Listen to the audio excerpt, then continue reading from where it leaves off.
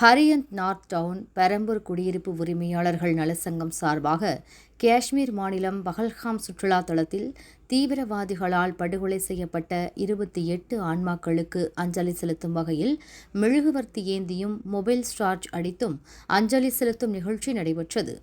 இதில் 300க்கும் மேற்பட்ட ஆண்கள், பெண்கள், இந்து, இஸ்லாமியர், கிறிஸ்தவர்கள் என்று வேற்றுமை பாராது மத நல்லிணக்கத்துடன் அனைத்து சமூகத்தினரும் கலந்து கொண்டு அஞ்சலி செலுத்தினார்கள். நார்த் டவுன் குடியிருப்பு உரிமையாளர்கள் மற்றும் குடியிருப்பு வாசிகள் நல சங்க தலைவர் ராகேஷ் அகர்வால், துணைத் தலைவர் சுரேஷ் ஜெயின், செயலாளர் விதல் டக்கர், இணைச் செயலாளர் ரமேஷ் ஜெயின், பொருளாளர் மோகன்லால் ஜெயின், ஜெயின் அசோசியேஷன் நிர்வாகிகள் ஜிதேந்தர் ஜெயின், அசோக் கோட்டாரி, இஸ்லாம் மைய நிர்வாகிகள் அப்துல் சலாம் மற்றும் இஸ்லாமிய பெருமக்கள், கிறிஸ்துவ அமைப்பிலிருந்து சாந்தி மற்றும் குடியிருப்பு வாசிகள் கலந்து கொண்டனர். இதனைத் தொடர்ந்து செய்தியாளர்களிடம் நார்த் டவுன் குடியிருப்போர் நலசங்க துணைத் தலைவர் சுரேஷ் ஜெயின் செய்தியாளர்களிடம் பேசியது. காஷ்மீர் மாநிலம் பஹல்காமில் தீவிரவாதிகளால் படுகொலை செய்யப்பட்ட 28 பேருக்கு அஞ்சலி செலுத்தும் விதமாக இந்நிகழ்ச்சி நடைபெறுகிறது. இது இந்திய நாட்டின் மிக கொடுமையான சம்பவம். தீவிரவாதிகள் இராணுவத்துடன் மோதாமல் அப்பாவி மக்களை கொல்வது கோழைத்தனமானது. இந்திய வரலாற்றில் இதுபோன்ற நிகழ்வு நடந்ததில்லை. மறுபடியும் இதுபோன்ற கொடுஞ்செயல் நடக்கக்கூடாது. மத்திய அரசு அந்த தீவிரவாத கொடுஞ்செயலுக்கு உடனடியாக பதிலடி கொடுத்து முற்றுப்புள்ளி வைக்க வேண்டும் என்றார். भारत माता की सर, आप देख सकते हैं यहाँ पे 36 कौम है. यहाँ पे कोई जातिवाद नहीं है. हम सब एक है और एक ही रहेंगे और इसी तरह भाई यूनिटी चाहिए करनी रहेगा. एक यूनिटी होकर अपने को काम करना है. और आप सब आए और सभी यहाँ आके अपना अपना सेल्फी फोटोस ले सकते हो. 22 ఏప్రిల్ అన్నకి పహల్గామ్లో పడిన அந்த டெரரிஸ்ட் பயங்கரமா 26 இன்னோசென்ட் பீப்புளை கொன்னது ரொம்ப ரொம்ப ரொம்ப 22 ஏப்ரல் அன்னைக்கு டெரரிஸ்ட் பஹல்காம் ஜம்மு காஷ்மீரில் 26 இன்னோசென்ட் மெம்பர்ஸை கொன்னது ரொம்ப ரொம்ப பெரிய cruel act and we all support those families. We are with you. What to say, I don't have any words to say. Even I am grieving as my own member has lost in that attack. I urge central government to please take action against those terrorists. Thank you.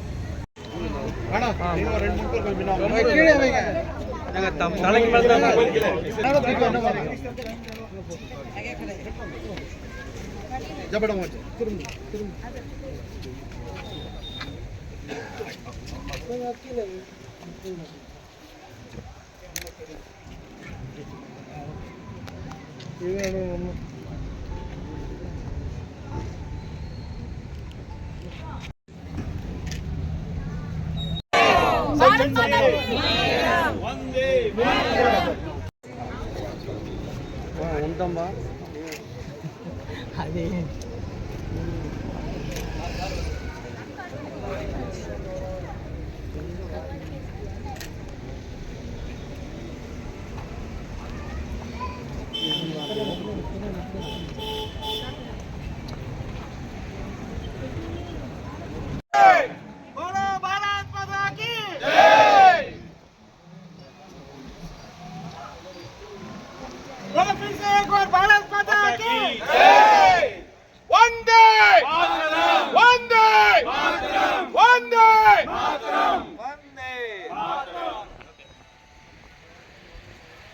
அனைவருக்கும் வணக்கம்.